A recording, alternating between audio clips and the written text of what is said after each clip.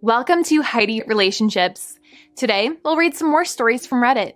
But before we start, I would really appreciate if you could subscribe to the channel, like the video if you enjoyed it, and maybe leave a comment down below. That would help the channel a lot. Thank you very much in advance. The first one is titled, My Friend, 24M, and I, 24M, suspect his fiancé, 23F, has been cheating on him with multiple people since they got engaged, and she's denying it all, convincing him it was planted. He's being gaslighted and has no idea how to process the information. Last week, my best friend Jeff stumbled upon a chain of emails from his fiancée Lucy with a few guys dating back to December, right before they got engaged. They've been together almost 3 years and have lived together almost the entirety of their relationship.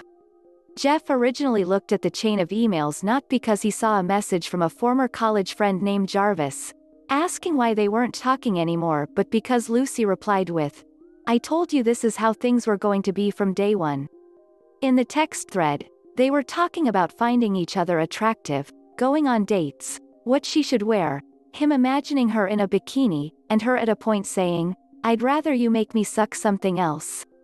She claimed these messages were all just joking around and how they talk as friends. Since then, she's admitted that in college before she dated Jeff, they once drunkenly hooked up. Jeff has since reached out to Jarvis and found out she's the love of Jarvis's life that got away, and he didn't know that Lucy and Jeff were engaged. Then, Jeff found out that Lucy has similar text threads with a few other guys, who are all regulars at her work. She's a barista. Keep in mind that despite working relatively close to each other, Jeff was never introduced to these guys. Lucy claimed emails with a guy named Rick were all fake, and that he not a real person. Instead, they were made of texts from before their relationship. Her defense is that those messages were put together after he confronted her about Jarvis to prove that Jeff has trust issues. Then, Jeff found texts and Facebook messages with Johnny, who he found out bought her a new phone.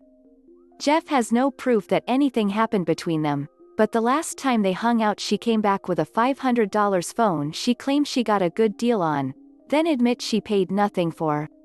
When he went to find more messages with Johnny, because who gives an engaged woman a $500 phone even if it's an older phone, who she's talked to for a while, Jeff would see Lucy talk to him over his shoulder. Nothing dirty was going on, but Johnny was super flirty, and Lucy encouraged his behavior. Keep in mind that if someone called Jeff sexy as a joke, he would get nauseated. Jeff has since contacted Johnny, who said, "I assume you're anxious and wanted to call me because you guys are dating or something." He had no idea they were romantically involved, but swears they are pure friends. That incident justified Jeff's decision to continue snooping, and then he found texts from Ethan. Ethan is a divorced dad who is a regular at her work. Since Lucy found out he lives an hour away, they've planned on going on dates, meeting up, and he's even talked about his fights with his ex-wife. They've also had conversations where Ethan texted something along the lines of, "Jeff follows Lucy like a puppy dog, and can't do anything without her, it's pathetic," to which she replied with, "On the contrary, I have all the power in the relationship. It's great." When confronted about this, she excused it all and dismissed it, saying he treats her like a child so he's treating him like a 12-year-old too, and that this is how the two talks to each other. Then, Jeff saw a text about him thanking her for blowing him in the parking lot. Jeff didn't want to read the end of Lucy's texts with Ethan because he was scared to find worse. When Jeff confronted Lucy about the emails with Ethan, she asserted that they were planted because of their trust issues. Then, he sent her screenshots from their texts, asking if those were planted too. To which, she replied with, "Oh right, it was texts. I forgot." She also stated that the dirty texts with Ethan were between him and another woman, and that she managed to import that convo in the middle of her conversations while setting up her new $500 phone. Keep in mind she's only had this phone for a week, but the texts go back from December. There's no way she forgot she planted these, they were backed up from her old phone. To give Jeff assurance that she's cheating, my girlfriend and I have talked to 5 different IT experts, who have all laughed at our inquiry, claiming that it's impossible to plant these texts. They've told us that in order to do so, Lucy would have had to hack into the phone maker's server, highly illegal, and she's not tech-savvy, to make the messages appear. Jeff waited on Lucy to show her how her, or Ethan, have planted the texts and expected a photoshopped message as proof. She doubled down on her lie that she faked these messages, dating back to December, hoping Jeff would see it so she could prove he's been snooping, all because of the first confrontation with Jarvis. When they spoke in person, she showed him how she did it, and although I didn't see how it was done, I'm sure it was an illusion, since he swore that he saw her copy, paste messages and timestamps.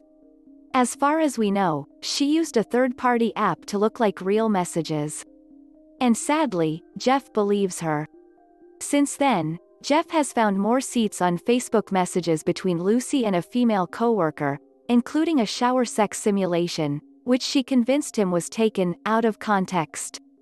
Keep in mind that Jeff's last relationship ended when his ex-girlfriend cheated on him. When he reminded Lucy about that, she suddenly realized how immature the relationship test was, planting fake messages, but still denies any cheating, and is begging for him back. On an emotional level, Jeff would do anything to undo all of this damage and fix the relationship. On a logical level, Jeff knows she cheated and is successfully manipulating him. However, she is successfully gaslighting him, leaving him confused, unable to process what the truth is, and feels torn between his fiancé's alibi and his friends, family insisting he should run. How can I help Jeff make and act on the right decision? A user in the comments said, if he's not snapped out of it yet, it's likely that you won't be the one to finally get him to see the light. He's going to have a crap tea road ahead of him.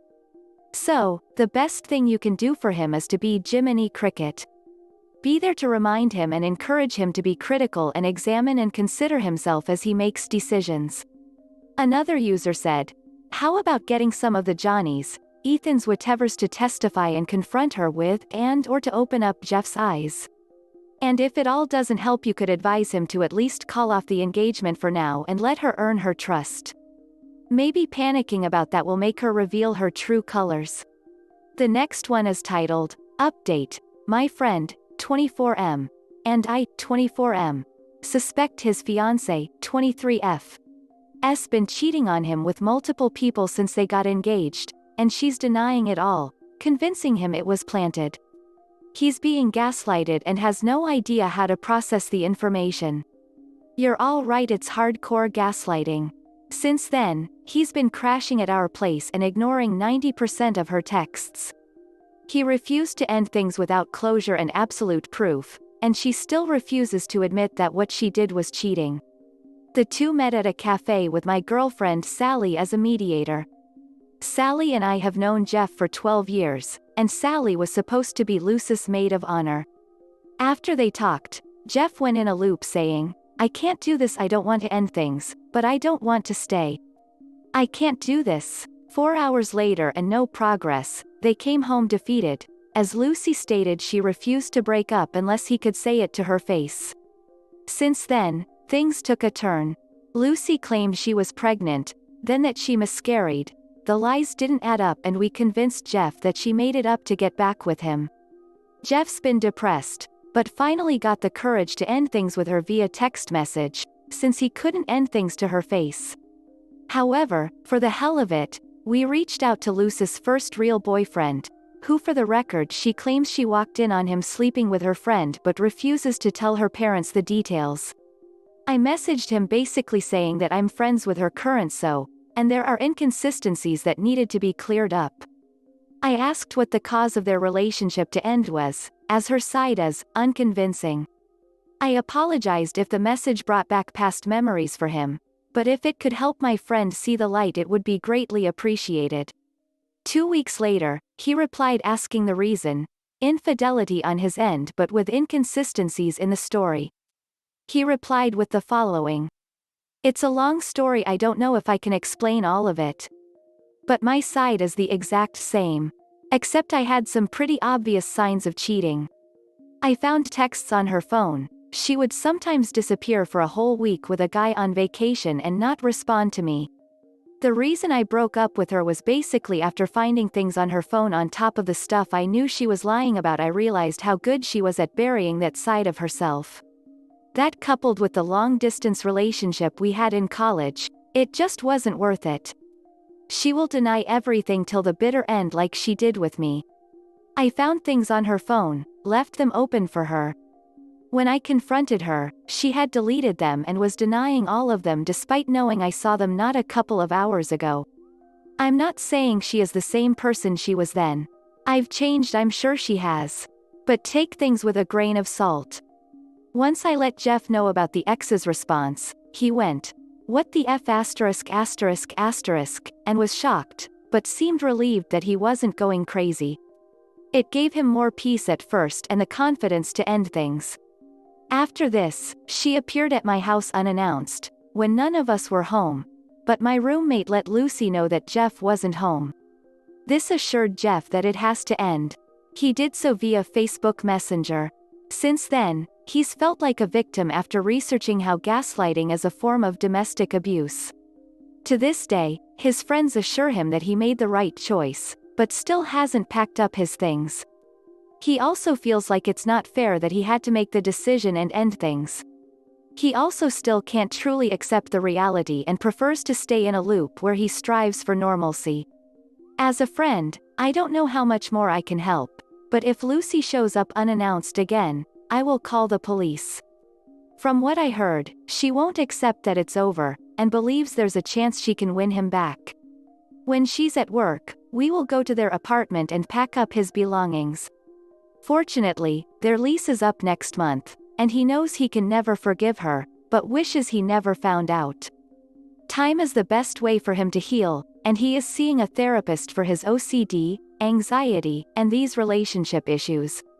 The next one is titled, "I Ada for Getting Angry at Being Told, I'm Not a Parent." This is a long one. The background: 12 years ago, my best friend passed away during our last year of university. The accident shook us all, and no one more than his wife, A, who was at that point 4 months pregnant. All three of us had been incredibly close friends. She couldn't do it alone, and her family lived 2,000 miles away. After speaking to her about it, I made a decision. I was the more financially stable of the two of us. I'd secured a position at a law firm. This is in the UK, and had some inheritance from my grandparents. So, I became that base of support. I took it to the doctors, helped her with rent, got her groceries, etc. When the twins were born, I moved onto her couch for 3 months, helping in any way I could. For the next 4 years, it worked like this. We lived separately, but I'd spend half the week at hers, helping with the kids. From diapers to preschool, I was there. I was never officially their parent, no papers were signed, but I gave emotional, practical and financial support. When they began schooling, I was listed as a non-parental guardian. I was then offered a promotion, which included a lot of travel. Again, A and I spoke, and I decided to take it. I spent the next 2 years making it back once a month. I'd spend 3 to 5 days with them, then leave again. For 2 years after that, the balance became half and half travel, home. For the past 4 years, I've used the UK as a hub, doing business trips, and have gone back to spending 3/4 days a week with them. To be clear, this whole thing has never been romantic. Both she and I have seen other people, and in the past year she's found a very nice guy who both the kids like, which is great. The issue at hand: I've always tried to be there for the kids' big events. School plays, birthdays, tournaments, etc. I've been to parent-teacher meetings, taken them to the doctor. Recently, their school had set up a show, fundraising thing, where the parents are invited to come and donate generously. I assumed I was going, and set aside time, but when I broached the subject with A, she said she wanted her partner to come. I said that we could all go. She said it was parents only. I said, jokingly, that he wasn't really the kid's parent, to which she said, well, technically neither are you. At that point, I got angry, feeling that was deeply unfair. We got into a fight, and it ended with me being told I wouldn't be welcome at the event. I left, and we haven't spoken since. I get that she's their mother.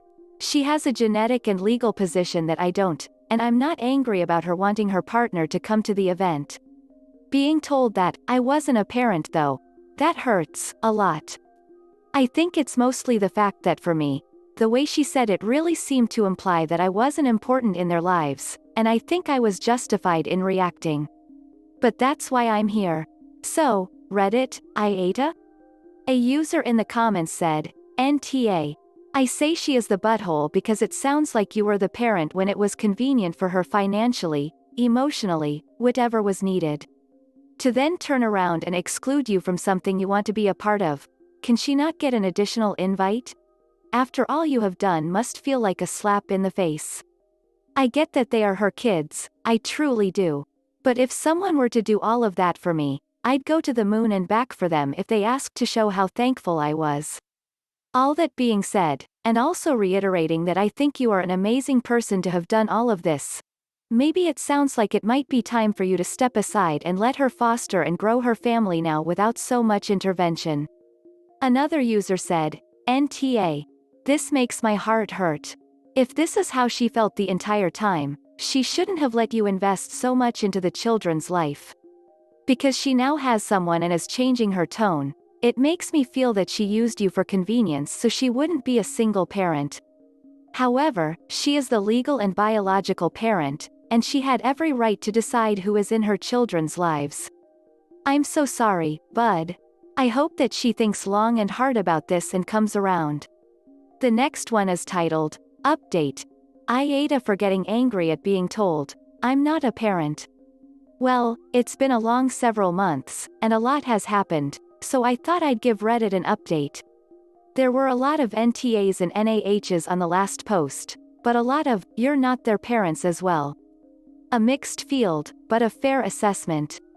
For the record, I did not attend the show, but was delighted by the pictures. After, as many of you lovely Redditor pointed out, the best thing to do was to talk to we'd been best friends for over a decade. I'm happy to report, we continue to be. I'll give the short of the situation. I spoke, a lot. It started with little steps, but we got to the big issues. Our link, my link with the kids, her new partner, the whole deal. Little by little, we got things set straight, and where we both sit on them. As some of you rightly guessed, there was a lot to untangle, but 15 years of friendship saw us through. The next phase was talking to the kids. First day, then us together. I'd already gone back to seeing them, and as I mentioned before, their welfare has always been the priority. Surprisingly, the conversation was more straightforward than it had been with somewhere in the middle. We also spoke. There was a lot of speaking, with A's partner, who I will be calling B. The beginning wasn't the smoothest, but we got there. Here's what came out of it. The truth of the matter is, I'm not the twins' biological father, but what we realized was that somewhere in the past 12 years of sharing our lives, and despite trying so hard not to overstep boundaries, I fell into the role.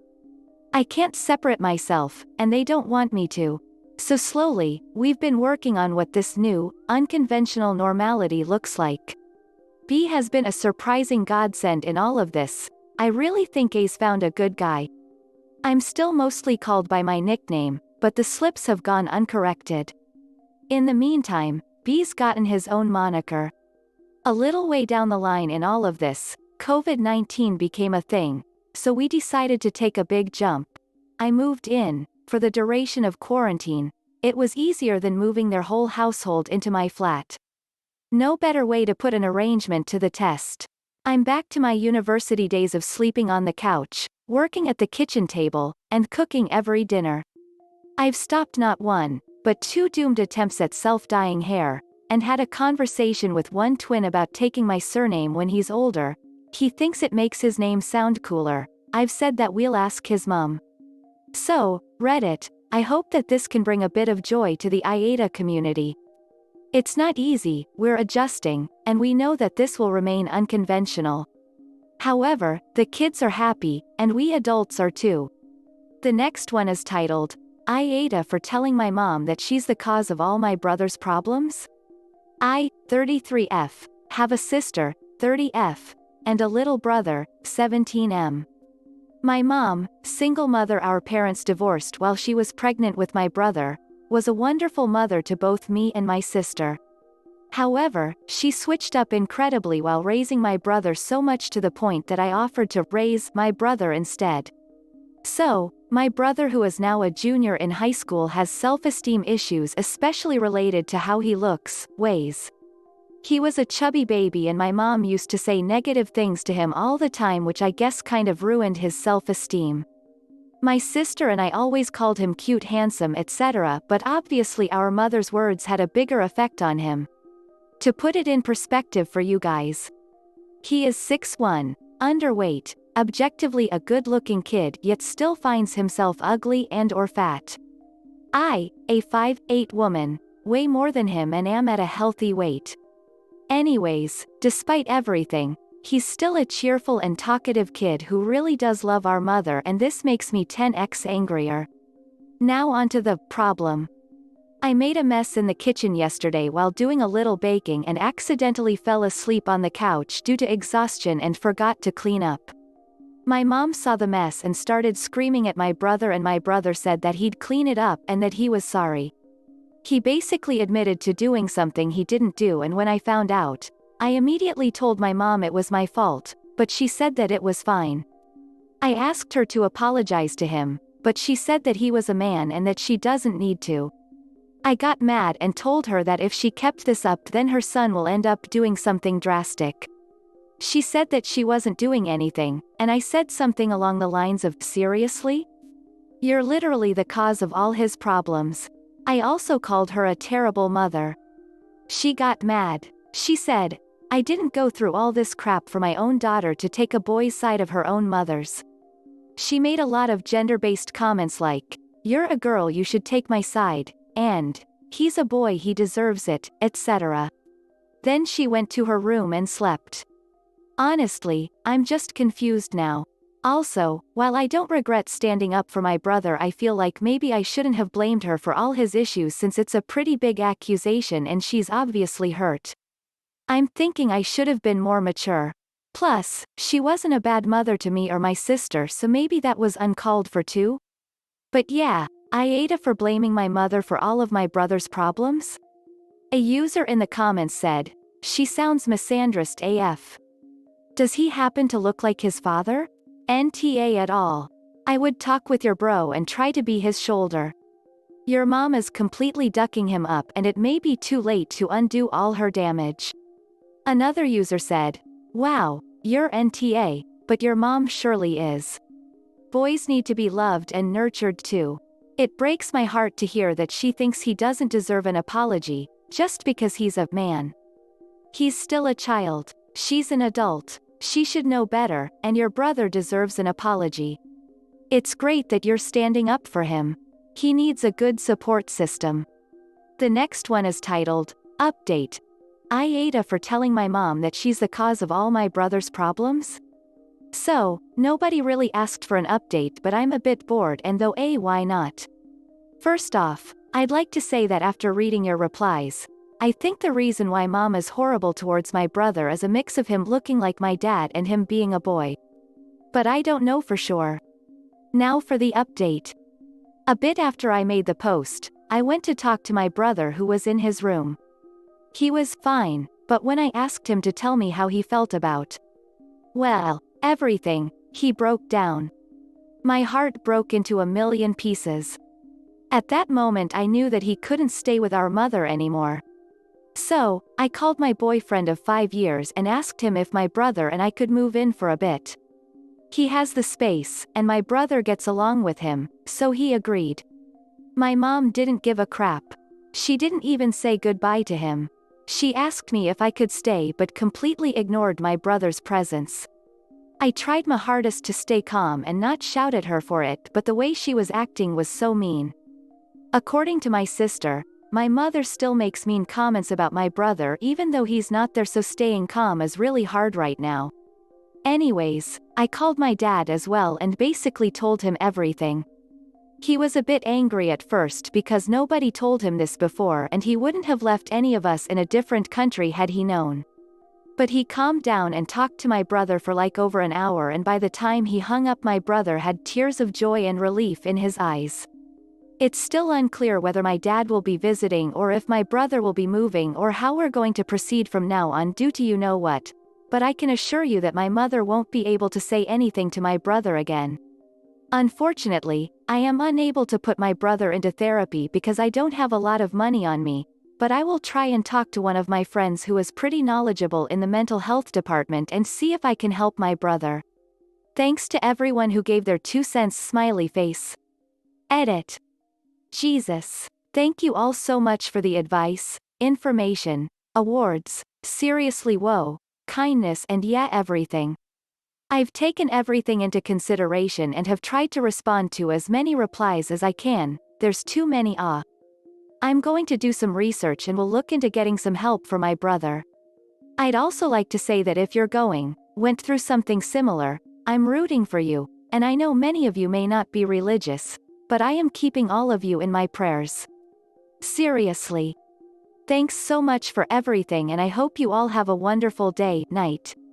This is the end of the video. I hope you enjoyed the relationship stories. Please don't forget to subscribe to the channel, like the video and write a comment. I really appreciate your support and it helps my channel so much. Thank you.